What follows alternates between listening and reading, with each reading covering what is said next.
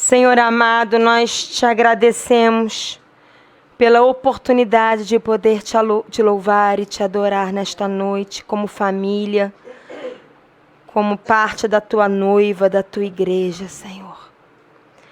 Obrigada porque as letras que nós louvamos ao Senhor diante de ti nesta noite fala de total rendição a ti, Senhor. Fala de viver para ti, por ti e em ti, Senhor. Não podemos continuar vivendo aqui na terra sem estar fazendo a tua vontade, Senhor. E eu sei que o Senhor vai falar isto esta noite, porque a palavra que o Senhor trouxe é em cima disso, Senhor. O Senhor está nos colocando no xeque-mate, Senhor. O Senhor está nos colocando contra a parede porque nos ama. E porque quer muito que nós façamos parte dos teus sonhos e do teu propósito na face da terra. Por isso, em nome de Jesus, Pai. Em nome de Jesus, que nosso coração seja um coração arado nesta noite. Um coração que vai estar pronto para ouvir a tua voz. Um coração que vai estar aberto para ouvir a tua voz, Senhor. Nós queremos ouvir a tua voz nesta noite. Fala conosco, Pai. Em nome de Jesus Cristo. Amém, Senhor. E amém. Amém. É um prazer estar com todos aqui nesta noite, aqui nesta sala, com aqueles que estão no Skype. E com todos que vão ouvir este CD ou esta palavra no YouTube, todos que vão ouvir a voz do Senhor através desta palavra, porque nós somos apenas instrumentos. Quem fala é o Senhor, quem convence é o Senhor, quem ministra é o Senhor, quem lapida é o Senhor, quem transforma é o Senhor. E hoje nós vamos ver na palavra que cristianismo é escolher viver a vida de Cristo. Se você não escolhe viver a vida de Cristo, você não está vivendo um verdadeiro cristianismo. Se você não está escolhendo viver a vida de Cristo aqui na terra, como Ele viveu, você nem sabe o que é cristianismo. Você ainda não entendeu o que é cristianismo. Vamos abrir em Mateus, Evangelho de Mateus, capítulo 11.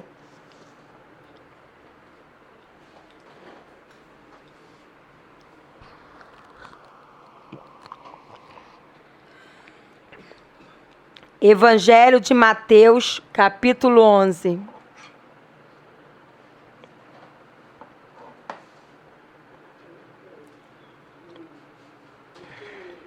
É o primeiro evangelho, capítulo 11. Nós vamos ler ele todo.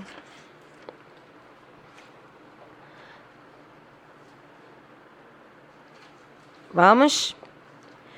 Ora, tendo acabado Jesus de dar estas instruções, então nós vemos aqui que Jesus ele estava dando instruções a seus 12 discípulos. A quem ele estava dando instruções?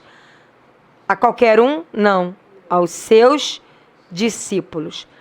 Partiu Jesus dali a ensinar e a pregar nas cidades deles. Está mostrando o que Jesus estava fazendo. Ao mesmo tempo que ele estava dando instruções aos seus discípulos, ele também se ocupava em ensinar e pregar a palavra de Deus a todos que habitavam em cidades. Continuando, versículo 2. Quando João ouviu no cárcere, então João Batista ele estava preso no cárcere, falar das obras de Cristo, mandou por seus discípulos perguntar a Jesus: És tu aquele que estava para vir ou havemos de esperar outro? E Jesus, respondendo, disse aos discípulos: Ide e anunciai a João o que estás ouvindo e vendo. Então você só tem como anunciar algo se você tem a oportunidade de ouvir e ver. Continua. Versículo 5. Os cegos veem, os coxos andam, os leprosos são purificados, os surdos ouvem, os mortos são ressuscitados, e aos pobres está sendo pregado o Evangelho. E bem-aventurado é aquele que não achar em mim motivo de tropeço. Então, feliz é aquele que não achar em quem? Em Jesus, motivo de tropeço. Então, em partindo os discípulos, passou Jesus a dizer ao povo, não só aos discípulos, mas ao povo, todos que estavam ao redor dele, a respeito de João. Que saíste a ver no deserto? Então, onde estava João? Nos templos suntuosos? Nos palácios? Nas sinagogas? Não. João estava no deserto. Que saíste a ver no deserto? Um caniço agitado pelo vento? Sim. Que saíste a ver? Um homem vestido de roupas finas? Ora, os que vestem roupas finas, eles estão nos palácios reais. Mas para que saístes? Para ver um profeta? Sim, eu vos digo, é muito mais que profeta. Este é de quem está escrito: Eis aí eu envio diante da tua face o meu mensageiro, o qual preparará o teu caminho diante de ti. Então, João Batista, ele veio como profeta, mas veio como mensageiro para preparar o caminho para a primeira vinda de Jesus Cristo. Versículo 11. Em verdade vos digo, entre os nascidos de mulher, ninguém apareceu maior do que João Batista. Mas o menor no reino dos céus é maior do que João Batista. Desde os dias de João Batista até agora, o reino dos céus é tomado por esforço. E os que se esforçam se apoderam dele. Porque todos os profetas e a lei profetizaram até João. E se o quereis reconhecer, ele mesmo é Elias, que estava para vir. Então, João Batista, ele veio no mesmo chamado de Elias. Quem tem ouvidos para ouvir, ouça. E vocês vão entender por que isso. Mas a quem hei de comparar esta geração? É semelhante a meninos que sentados nas praças, meninos, sentados nas praças, gritam aos seus companheiros: nós tocamos flauta e vocês não dançaram. Nós entoamos lamentações e vocês não prantearam, não choraram. Esses meninos estavam querendo ver emoções.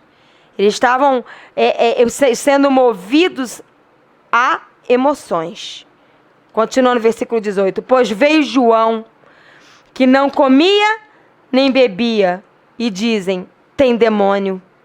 Veio o Filho do Homem, que come e bebe, e dizem: eis aí um glutão e bebedor de vinho, amigo de publicanos e pecadores. Mas a sabedoria é justificada por suas obras. Pula e vamos recomeçar no versículo 25.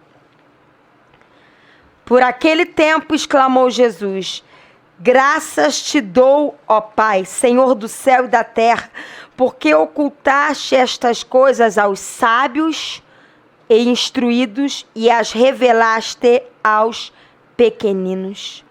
Sim, ó Pai, porque assim foi do teu agrado. Então, Deus se agradou em revelar as profundezas do seu coração aos pequeninos. 27. Tudo me foi entregue por meu Pai. Ninguém conhece o Filho senão o Pai, e ninguém conhece o Pai senão o Filho e aquele a quem o Filho o quiser revelar.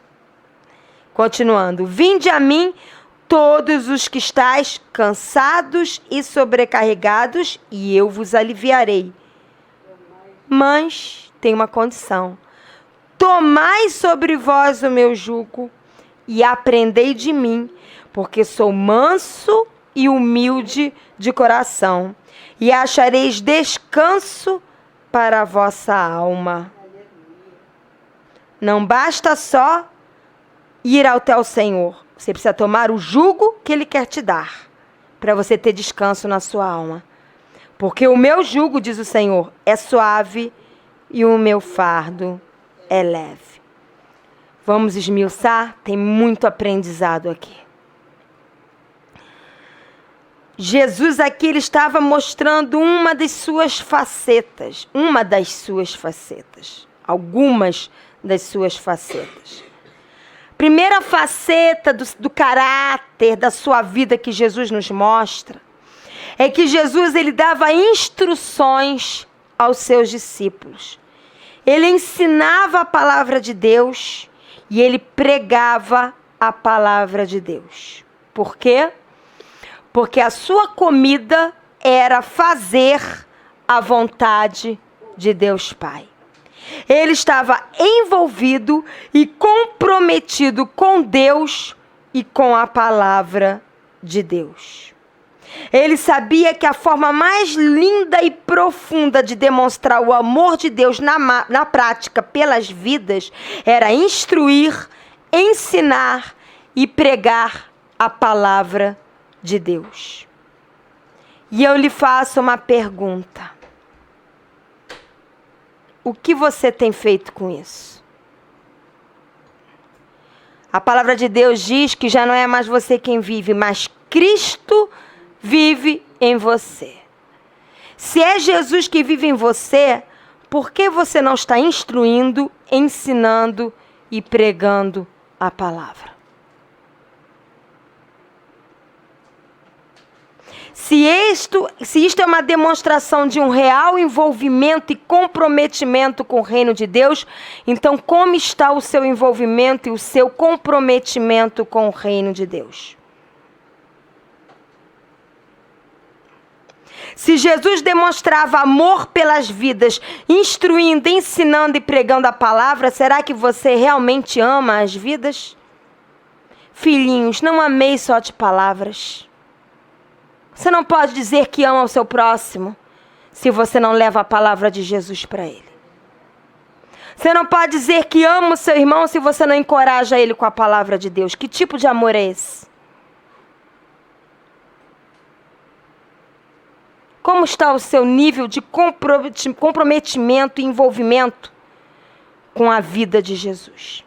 Jesus, eu quero seguir os teus passos e eu quero expressar a tua vida. Quer mesmo? Estamos vivendo tempo de muita seriedade. Estamos vivendo tempo, eu estou ouvindo o apóstolo Luiz Hermínio, a pastora Helena Tanuri, porque eu não sou uma pastora soberba que acho que só eu que prego a verdade. Eu ouço pessoas que também pregam a verdade e aprendo com eles, porque ninguém sabe tudo.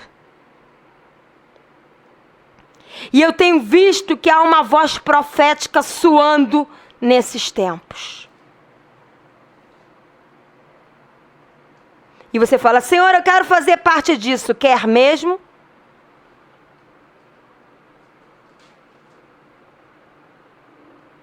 Eu estou querendo levar você a pensar nessa noite e a fazer escolhas.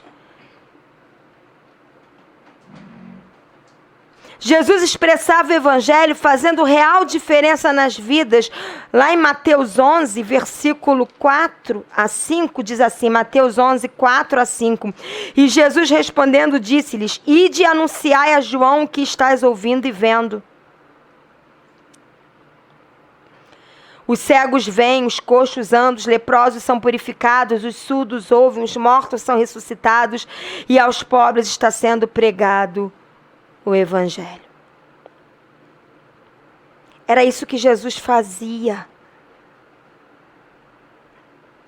Hoje nós somos chamados a ser cristãos. O que é cristãos? Pequenos cristos sobre a terra.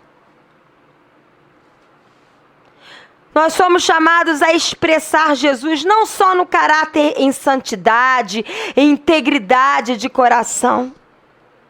Oh, eu sou íntegro de coração, eu tenho caráter. Logo, eu ficarei sentado na minha casa com a minha integridade, com a minha santidade, esperando Jesus voltar. Jesus é o Senhor da tua vida? Então a sua vontade de ficar na sua casa esperando Ele voltar não pode ser vivida, porque a vontade dEle não é essa. A vontade dEle é: ide e fazei discípulos de todas as nações. Ide.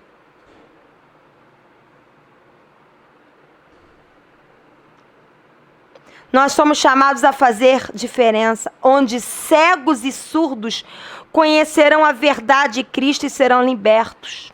Eu não vou abrir, mas lá em João, Evangelho de João 8,32 diz: conhecereis a verdade e a verdade vos libertará. Imagina se eu chego para minha amada irmã Soraya e falo assim: Soraya, seja liberta com esta verdade. Ela me pergunta: mas que verdade? Não vou dizer, só digo que você seja liberta. É conversa de bêbado.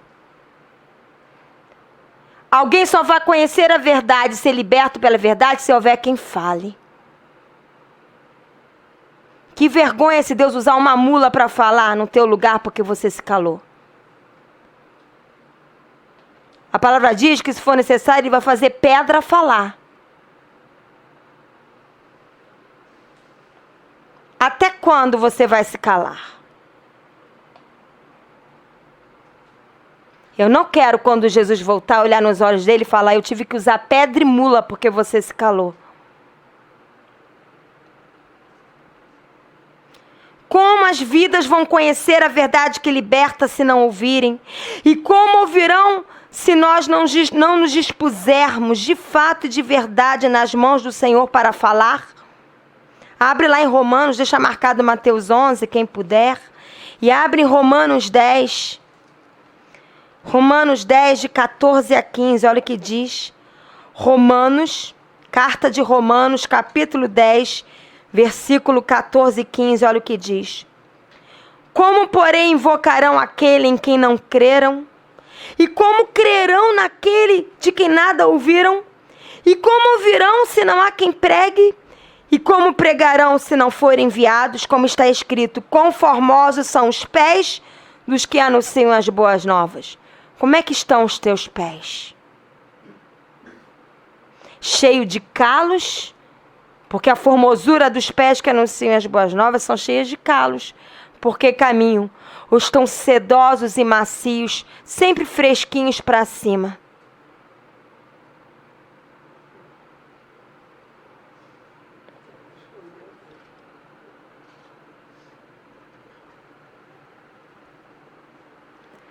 Nós temos que fazer a diferença onde leprosos na alma e no espírito são purificados e vivificados pelo sangue de Jesus.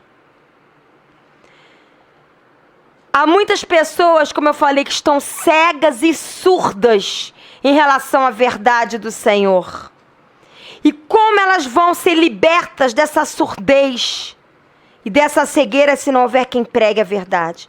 Mas também há muitos que estão leprosos na alma e no espírito. Estão purulentos, estão com feridas abertas, sangrando.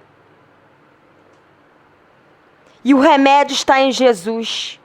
Mas como elas vão saber que o remédio está em Jesus se não tiver quem chegue até elas e mostre que o remédio está em Jesus?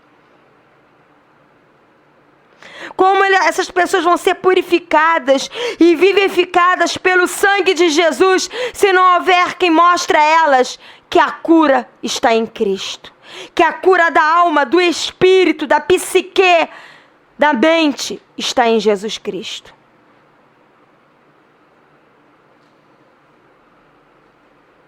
Abre lá em Isaías 58. Deus não vem buscar uma noiva confortavelmente vivendo na sua rede, balançando e pegando um fresquinho, adornada com um vestido bonito, esperando ele voltar. De preferência, ele vai querer uma noiva adornada com os vestidos que vai ter alguns rasguinhos, porque se emaranhou no meio do caminho para levar a palavra. A formosura da noiva está numa noiva que vive os atos de justiça, não os sonhos e os devaneios que nunca são colocados em prática. Isaías 58, de 5 a 12, olha o que diz. Isaías 58, de 5 a 12, vou ler.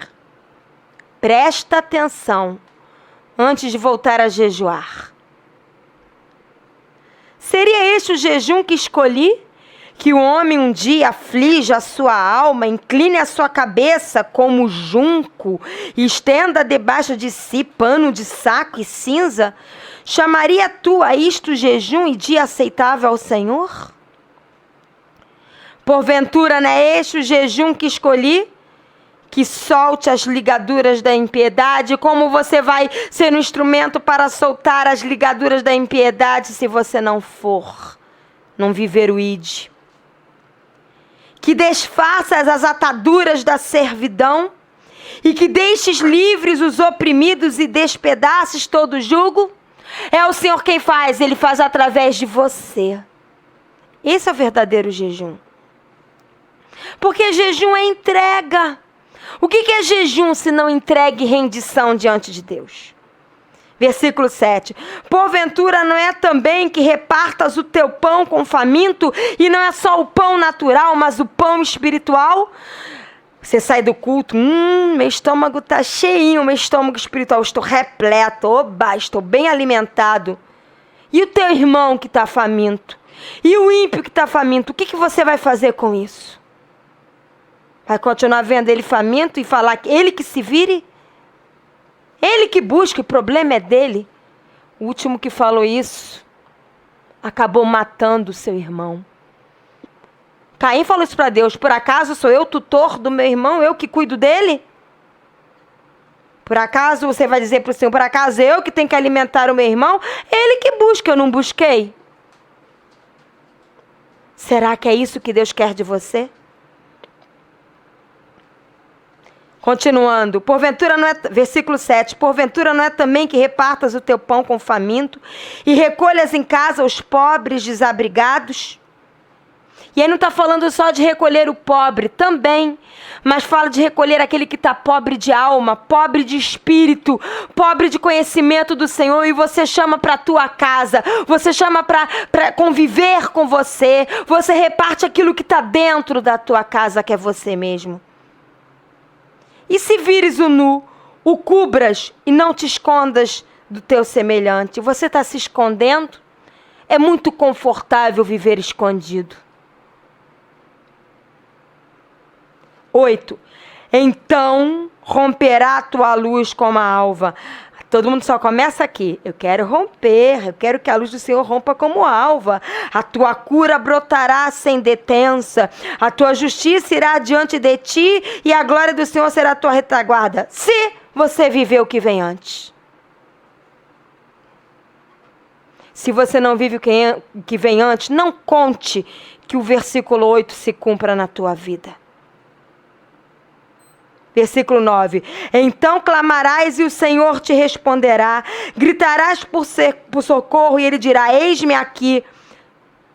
Isso só vai acontecer se você viver o que vem antes. Se tirares do meio de ti o jugo, o dedo que ameaça, o falar injurioso. Se abrires a tua alma ao faminto e fartares a alma aflita. Se. Então a tua luz nascerá nas trevas e a tua escuridão será como o meio-dia. O Senhor te guiará continuamente, fartará a tua alma até em lugares áridos e fortificará os teus ossos. Serás como um jardim regado e como um manancial cujas águas jamais faltam. Sabe por que as águas não faltam? Porque você dá. Se você parar de dar, o Senhor não vai fazer mais água fluir dentro de você. Ele não vai gastar água à toa com você. Ah, então Jesus, ele é toma lá da cá? Não. É porque ele precisa de pessoas que estejam dispostas, que rios de água viva fluam de dentro dela, para que ela venha dessedentar o sedento, para que ela venha regar outro jardim, para que ela venha regar outras flores que estão morrendo. Então, no versículo 12, os teus filhos edificarão as antigas ruínas, levantarás os fundamentos de muitas gerações e serás chamado reparador de brechas. Senhor, eu quero ser um reparador de brechas. Não é só na sua vida não, meu amado. Deus quer te usar para reparar brechas na vida do teu irmão com amor e misericórdia. E restaurador de veredas para que o país se torne habitável. Não é restaurar veredas só que você só seja habitável, não. Para que o país, isso fala de outras vidas.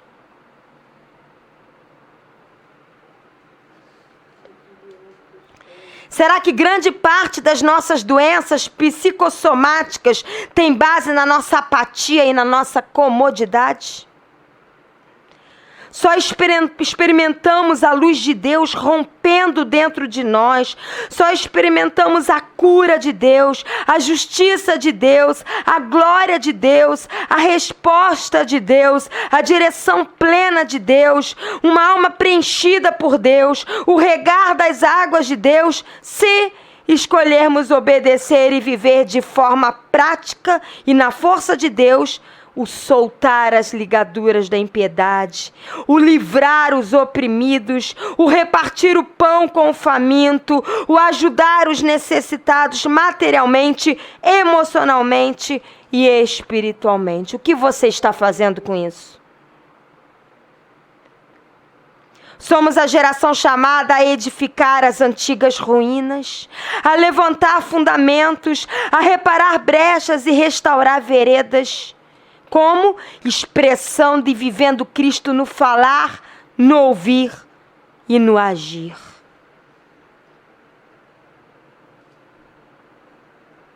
Até quando você não vai viver isso? Está na Bíblia? Eu não estou inventando nada, está na Bíblia. Também somos chamados a fazer a diferença, de forma que não haja mais acepção ou discriminação. Pois é através dos verdadeiros cristãos que o amor de Deus vai se estender e alcançar a todos, tanto grandes como pequenos, tanto ricos como a pobres. Abre lá em Tiago 2. Tiago, depois de Hebreus. Tiago 2, de 8 a 9, olha o que diz. Tiago 2, de 8 a 9. Se vós, contudo, observais a lei régia segundo a Escritura, amarás o teu próximo como a ti mesmo, fazeis bem. Se todavia fazeis acepção de pessoas, cometeis pecado, sendo arguido pela lei como transgressores. Eu lhe pergunto, nós gostaríamos de ser esquecidos em meio ao choro? Você gostaria que ninguém nunca tivesse pregado e ensinado Jesus para você? Por quê? Porque nós nos amamos. Então, como nós podemos viver um dia após o outro, sem se importar na prática com os famintos, esquecidos, desesperados, enganados e ainda ter a cara de pau de dizer que os ama? Cada vez que nós deixamos de fazer a vontade de Deus em abençoar de forma prática as vidas com a palavra de Deus, nós estamos praticando acepção de pessoas e somos transgressores da lei. Sabe por quê? Estamos considerando a nossa vida, os nossos interesses e o nosso dia a dia mais importante do que as outras vidas que Jesus ama profundamente. Isso não é acepção?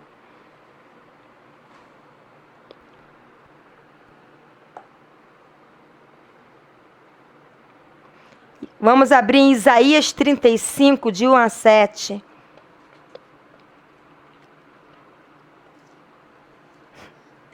Eu até brinquei com meu marido, eu sei que está gravando, mas não tem problema. Eu aprendi que nós podemos ser livres quando nós estamos ministrando a palavra. Ele ia dar aula hoje e suspenderam, ele pôde chegar na hora da palavra. Eu brinquei com ele. Dura coisa. Achou que ia ficar livre e não ficou.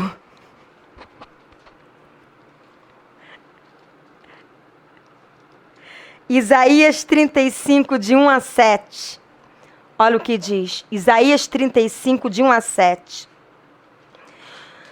Aqui eu falo novamente, é tanto para a igreja, se quando fala de Sião na palavra de Deus, está falando da igreja do Senhor.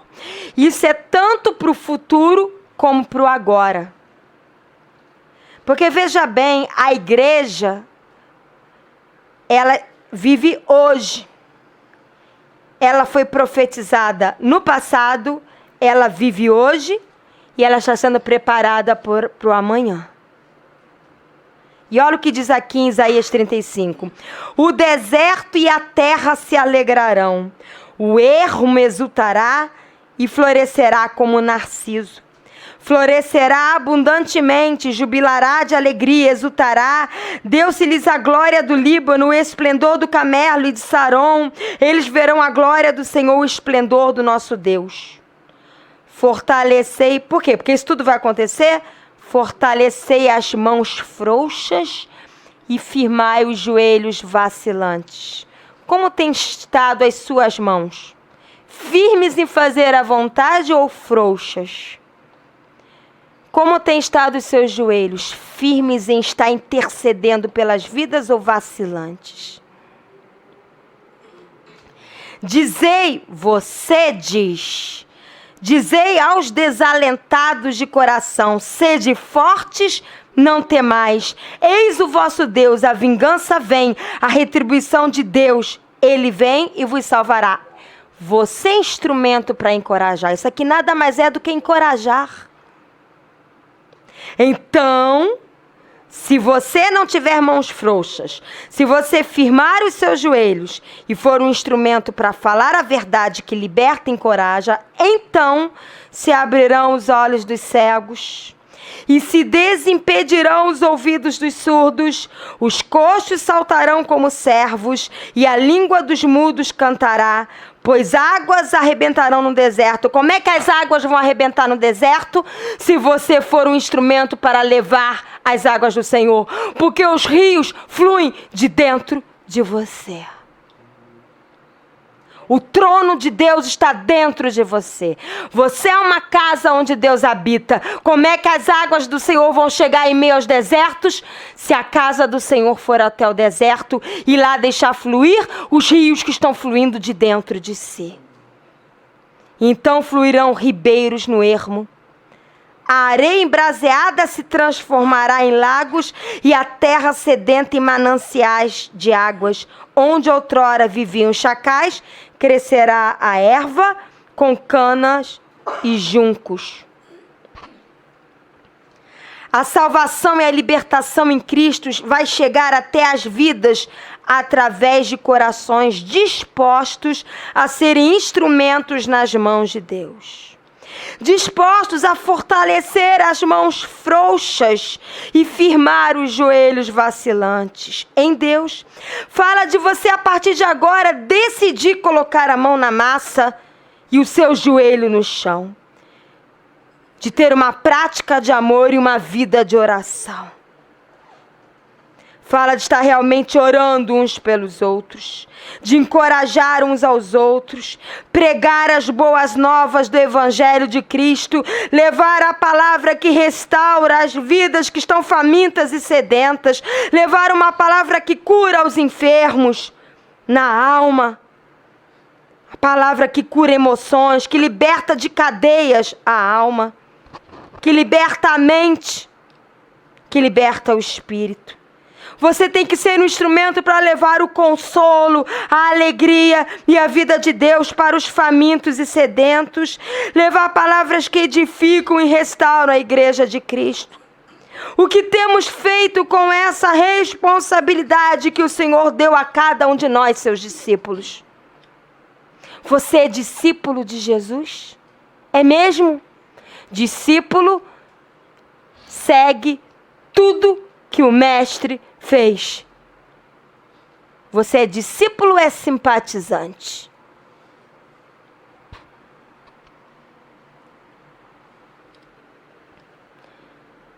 Somos nós que vamos dizer aos desalentados de coração, aqueles que estão abatidos de coração, que podem em Deus serem fortes e não temer. Somos nós que vamos ser instrumentos nas mãos de Deus para encorajar. Somos nós que somos instrumentos para que Jesus abra os olhos dos cegos, abra os ouvidos dos surdos, cure os coxos. Somos nós que somos instrumentos para trazer águas do Senhor Jesus no meio da sequidão. Será que o Senhor faz fluir rios de água viva em você para que você fique tão cheio que acabe se atolando e se afogando nessas águas? Ele te enche para você extravasar. Ele te enche para você extravasar. Ele te enche para você extravasar e para que Ele possa te encher mais. Porque essas águas, elas têm que fluir. São águas correntes. Elas só vão ser correntes se ela sai e entra, sai e entra, sai e entra. Se você não deixa ela sair, ela vai se tornar uma água parada e apodrecida dentro de você. É isso que você quer?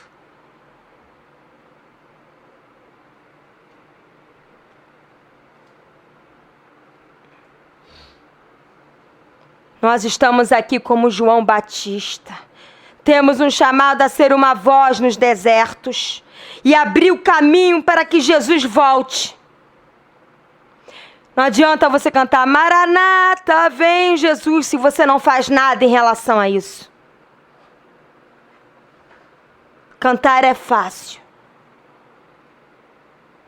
Qual tem sido o nível do seu comprometimento com isso? Você deseja mesmo que Jesus volte? Assim? Não fazendo nada?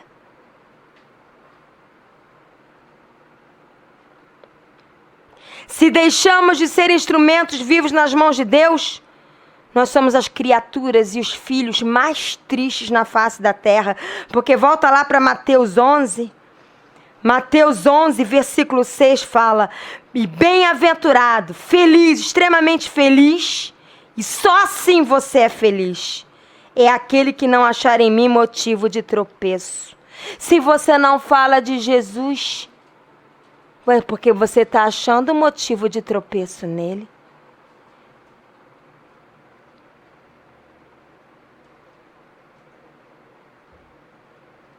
Jesus, ele enalteceu João Batista. Mas nós lemos aqui em Mateus 11, de 7 a 11, que ele fala que não houve nenhum homem como João Batista, nascido de mulher. Mas depois ele fala, mas depois que eu vim e vou morrer na cruz, e depois que eu ressuscitar, o reino dos céus, o reino de Deus é estabelecido.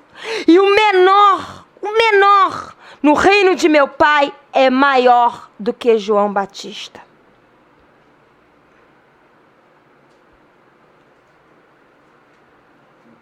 João Batista, ele foi para um deserto, ele não ficou em palácios, em templos suntuosos, em sinagogas. João Batista foi para o meio do deserto, onde tinha calor, onde tinha tempestade de areia, onde ele sentia fome, onde ele sentia calor durante o dia, muito frio durante a noite. O deserto, ele é assim.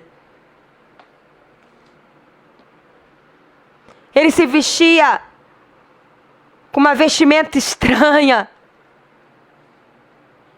E comia uma comida muito estranha.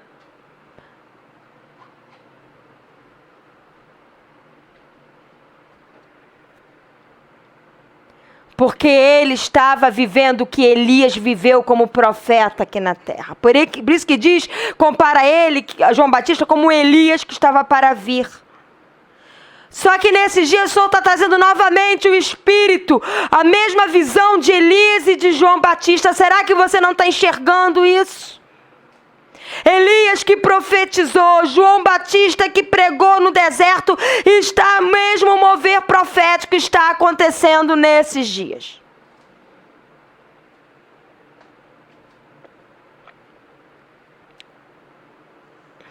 Nós somos filhos de Deus, amém? Pertencemos ao reino de Deus, somos maiores que João Batista. Então, por que você tem sido um caniço agitado pelo vento? No culto fala, Senhor, eu vou. Basta dormir e acordar no dia seguinte, vai nada.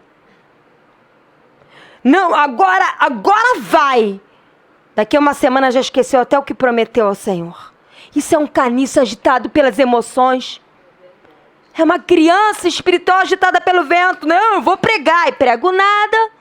Eu vou falar, falo nada. Eu vou encorajar, encorajo nada. Por quê?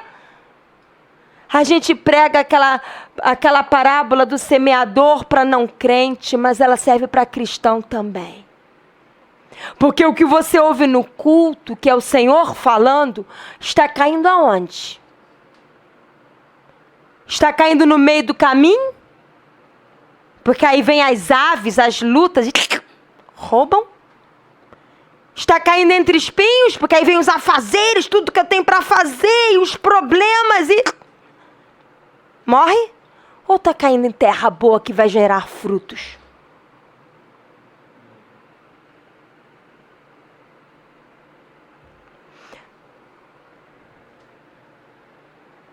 Nós não podemos. Aqui fala que quem foste ver no deserto, um caniço agitado pelo vento? Não, João Batista não era um caniço agitado pelo vento. Será que temos sido um caniço agitado pelo vento? Não podemos ser dirigidos pelas nossas emoções. Não podemos ser dirigidos por doutrinas humanas. Não podemos ser levados pelos impulsos da nossa vontade. Cantamos aqui, já não sou eu quem vivo, mas Cristo vive em mim.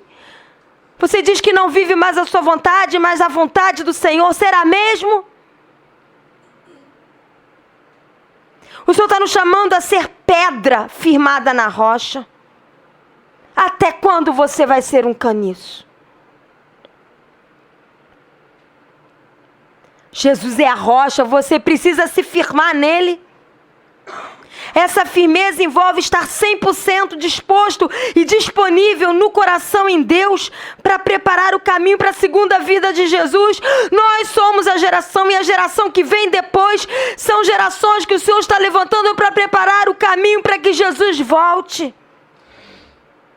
E esse caminho não vai ser preparado nos templos. Esse caminho não vai ser preparado nos palácios reais. Este caminho não vai ser preparado na suntuosidade. Ele vai ser preparado em meio aos desertos. Você quer pagar o preço? Esse caminho é preparado em meio às lutas. Ah, não, pastora, deixa eu sair dessas lutas. Você não percebeu que cada hora o inimigo cria alguma coisa para você se envolver, para que você não se envolva com o reino? Ou será que você não percebeu que isso é uma estratégia? Não, hoje eu tenho que passar a semana ajudando fulano. Agora, outra semana, eu tenho que fazer isso. Não, depois que eu me desvencilhar de tudo, eu vou viver o reino. Sabe quando você vai se desvencilhar de tudo? Nunca. Porque não é as coisas que tem que deixar de acontecer, é você que tem que ter as prioridades certas.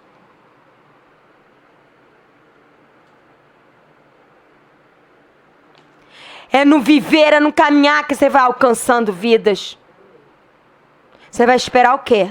Tá num púlpito para poder alcançar? Você não precisa de um púlpito para alcançar vidas. O púlpito é o teu coração. E o microfone é a sua boca. O que você precisa mais? Não podemos esquecer que o reino dos céus é tomado por esforço. E sabe qual é esse esforço? Abrir mão da sua própria vida e da sua própria vontade.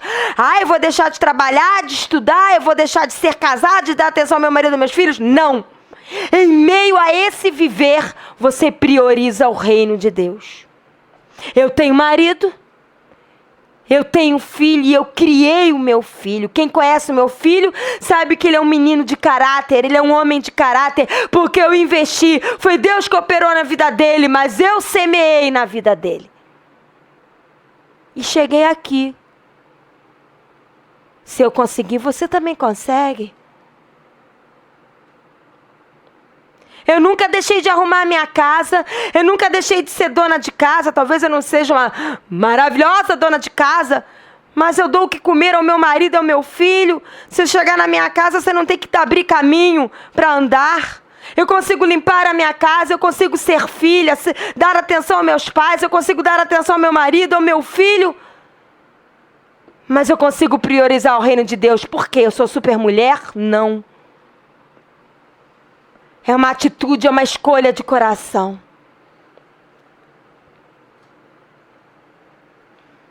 Abre lá em 2 Coríntios.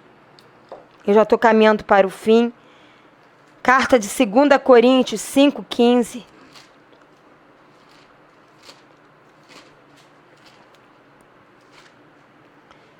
2 Coríntios 5,15. Carta de 2 Coríntios, capítulo 5, versículo 15. Olha o que diz. E ele, Jesus, morreu por todos. Ele não morreu só pelos pastores. Ele não morreu só pelos evangelistas. Ele não morreu só pelos apóstolos. Ele não morreu só pelos profetas. Ele morreu por todos. Ele morreu por você que está me ouvindo. Para que os que vivem, você vive? Você respira? Então você vive. Não vivam mais para si mesmos, mas para aquele que por eles morreu e ressuscitou. Até quando isso vai ser um enfeite na sua Bíblia?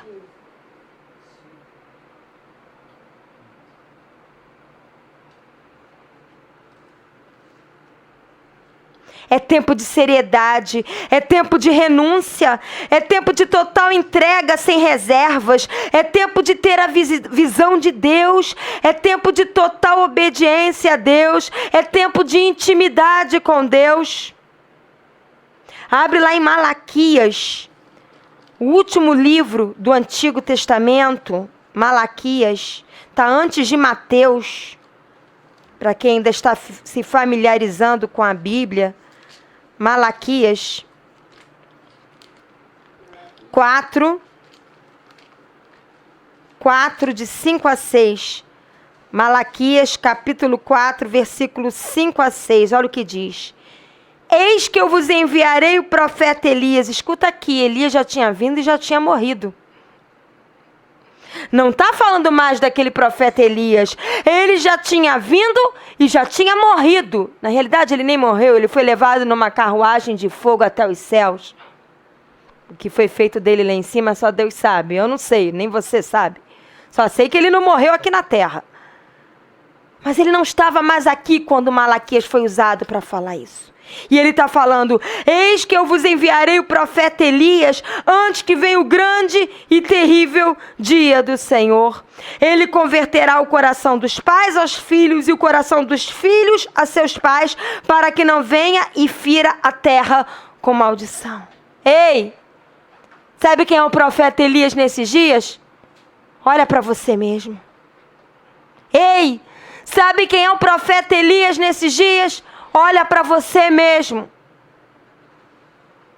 Você, a igreja da qual você faz parte, é o profeta Elias nesses dias, até que venha o grande e terrível dia do Senhor, que é a sua segunda vinda. Até que venha o juízo final.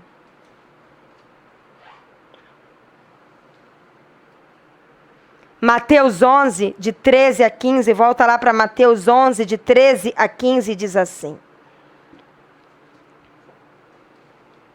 Mateus 11, de 13 a 15. Porque todos os profetas e a lei profetizaram até João. E se o quereis reconhecer, ele mesmo é Elias. Elias não... Aqui as pessoas usam isso para explicar reencarnação. Não, Elias não reencarnou em João. Apenas João estava seguindo os passos que Elias deixou como exemplo. O mesmo Espírito Santo que estava em Elias estava em João. Quem tem ouvidos para ouvir, ouça. Fala de uma voz profética.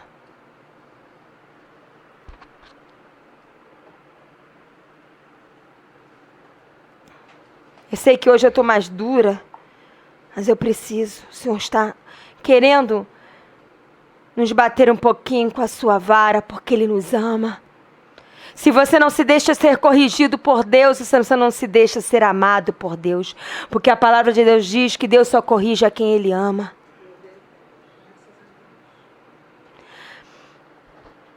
Só vamos fazer real diferença e seremos os Elias em nossa geração se nós escolhermos ser. É uma escolha sua. Não podemos mais ser meninos, tardios em ouvir, tardios em obedecer. Nunca está pronto para ensinar o que você já aprendeu em Deus. Nunca desenvolve o que Deus já te deu. Nunca cresce para fora. Abre lá em Hebreus 5. Hebreus 5.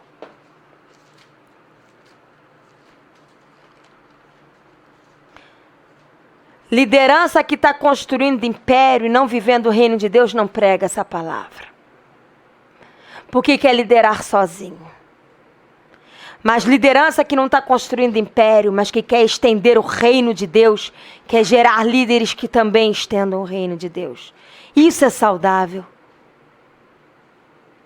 Olha o que diz lá em Hebreus 5, de 11 a 14. Hebreus 5, de 11 a 14. A esse respeito temos muitas coisas que dizer e difíceis de explicar, porquanto vos tendes tornado tardios em ouvir. Pois com efeito, quando devis ser mestres, ora, talvez quem esteja ouvindo agora pelo Skype ou vai ouvir através do CD ou através do YouTube, esteja dizendo, mas eu sou novinho no Senhor, amém. Isso não é para você não, meu amigo. Mas isso é para os cascudos, aqueles que já estão um tempão no Senhor.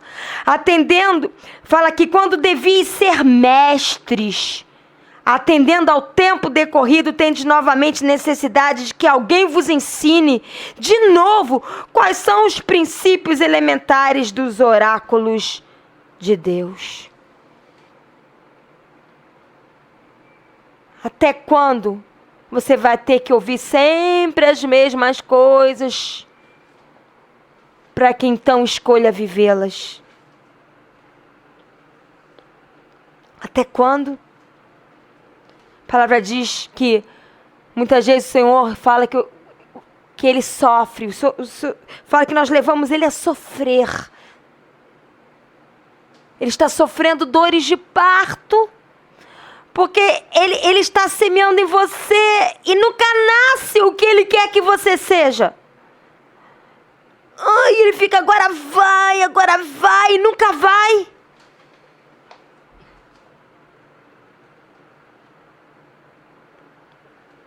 Olha o que diz em 1 Coríntios, carta de 1 Coríntios 13, 11. 1 Coríntios 13, 11.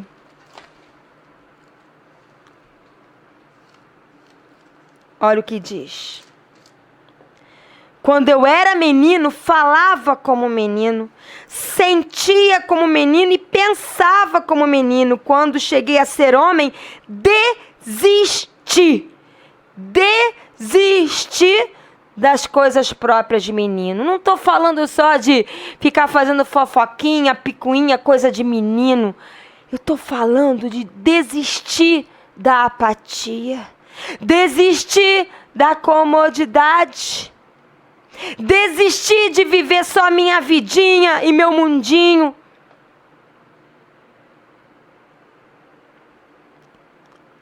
Maturidade é existir para Deus. Eu não vou ler, mas lá em 1 Coríntios 8:6 fala que nós existimos para Deus. Nós existimos para Deus. Entenda de uma vez por todas. Você existe para Deus. Para quem quiser ler em casa, está em 1 Coríntios 8:6. Você existe para Deus. Se você existe para Deus, então você não existe mais para você.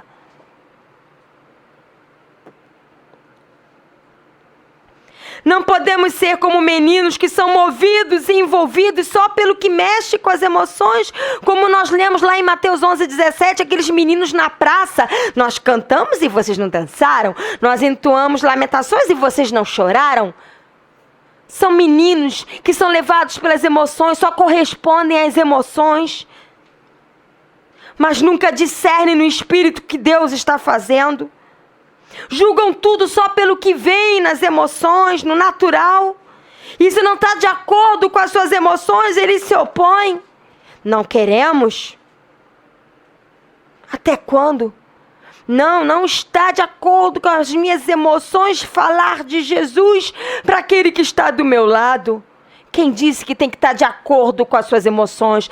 Tem que estar de acordo com a sua escolha de obedecer. Jesus, ele revela o coração de Deus a nós, pequeninos aos olhos humanos. Mas o que nós fazemos com essa profunda dádiva? Oh, eu sou tão pequenino e Jesus revela o seu coração a mim. E aí?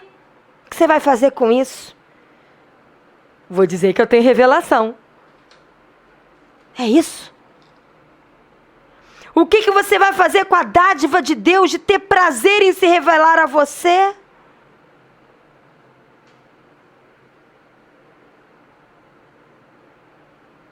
Abre lá em 1 Coríntios, eu vou passar um pouquinho só da hora. 1 Coríntios 1:26 a 31. 1 Coríntios 1:26 a 31, olha o que diz. Irmãos, reparai, pois, na vossa vocação. Irmãos que estão aqui ouvindo, reparai na vocação que Deus te deu. Visto que não foram chamados muitos sábios segundo a carne, nem muitos poderosos, nem muitos de nobre nascimento.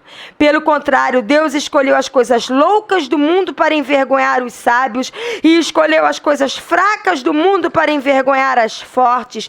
E Deus escolheu as coisas humildes do mundo e as desprezadas, e aquelas que não são, para reduzir a nada as que são, a fim de que ninguém se vanglorie na presença de Deus. Mas vós sois dele em Cristo Jesus, o qual se nos tornou da parte de Deus sabedoria e justiça e santificação e redenção, para que, como está escrito, aquele que se glorie, glorie-se no Senhor. Se você diz, eu não levo jeito para encorajar, para ensinar, para pregar, para evangelizar, então porque você está procurando fazer na sua força. Se você está procurando fazer na sua força, você não quer se gloriar no Senhor, você quer gloriar em você mesmo. Aqui diz que Jesus se fez em nós, da parte de Deus, sabedoria. Se Ele está dentro de você, você tem sabedoria.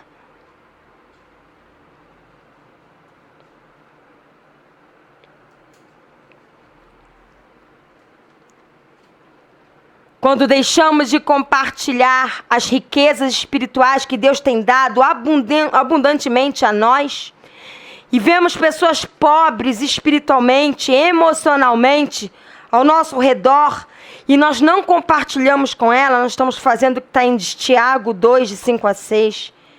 Tiago 2, de 5 a 6. Eu sei que é duro, mas é a verdade. Tiago 2, de 5 a 6.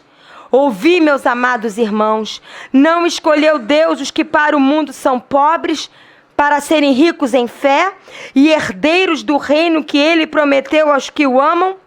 Entretanto, vós outros menosprezaste o pobre. Eu não, pastora. Se chega um pobrezinho arrastando o pé com sandalinha de dedo, eu trato bem. Não é só isso, não.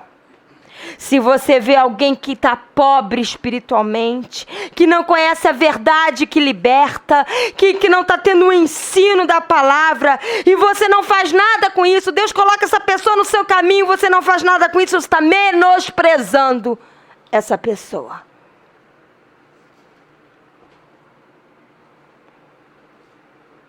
E o último item é que Jesus nos promete seu alívio. Mas será que nós temos tomado o seu jugo na prática e expressado o seu viver na prática? Lá em Mateus 11, de 28 a 30, é o último texto que nós vamos ler hoje, comentar, Mateus 11, 28 a 30. Todo mundo usa isso aqui para consolar. Vinde a mim, estás cansados, sobrecarregados, eu vos aliviarei. Ai, que bonitinho, no para-choque do carro, do caminhão, no vidro, no livretinho. Mas tem a segunda parte, que ninguém quer falar. Jesus traz alívio sim, mas Ele só vai trazer alívio se você escolher tomar o jugo dele sobre você. E esse jugo não é pesado. Jugo é aquilo que nos leva a ficar intimamente preso e unido a algo. Se Ele coloca o jugo dele sobre você, é porque Ele diz, você vai estar tão unido e tão preso a mim que você vai viver como eu vivo. E isso não é pesado. Se Jesus foi instrumento para ensinar, para instruir, para pregar, para levar cura através da palavra, para levar salvação, libertação e restauração, e você está preso com jugo a Ele, por que você também não faz isso? Então você não está com o jugo dele sobre você. Porque se ele vai para um lado e você não vai para o mesmo lado que ele, então você não está preso a ele. Então você só está querendo o alívio, mas ainda não tomou o jugo dele sobre você. Porque quando você tomar o jugo dele sobre você, que é leve, que não é pesado, se ele for para a direita, você também vai para a direita. Você está preso a ele? O que você vai escolher nessa noite? Continuar apático e cômodo? Ou responder essa palavra? Amém? Deus abençoe você que ouviu essa palavra. Em nome de Jesus. Vamos orar. Amém?